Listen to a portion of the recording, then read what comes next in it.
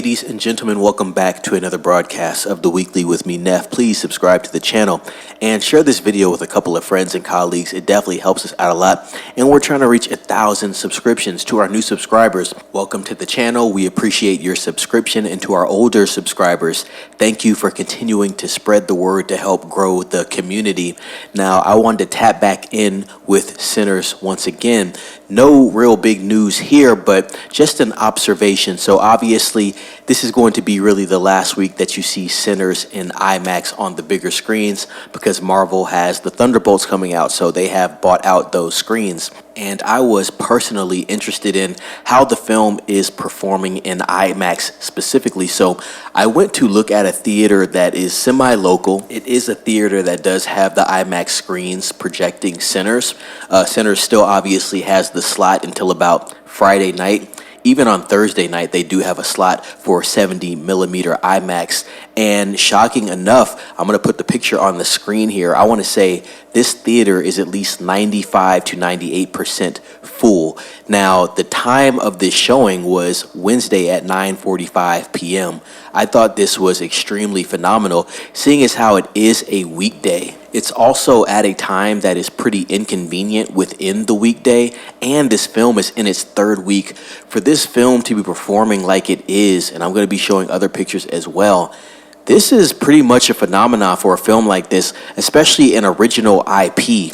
And so I have pictures of the IMAX showings. Obviously, you can see the screen is huge. The theater is obviously bigger. But then I'm going to have your standard view of Sinners in just a normal theater. Same theater, but just the standard screening of the picture. And you can see still people are filling in for that as well. As I said, this film is in its third week, and it's still putting up numbers like this and getting seats full like this. If you were to look at the overall numbers for the film, you would say, okay, the global box office is about $175 million, probably a little more now, and the budget of the film was $90 to $100 million. Doesn't seem eye-popping, but specifically I'm looking at that performance with the IMAX theaters, and I think for this film to be in its third week, it's pretty impressive the run we are seeing.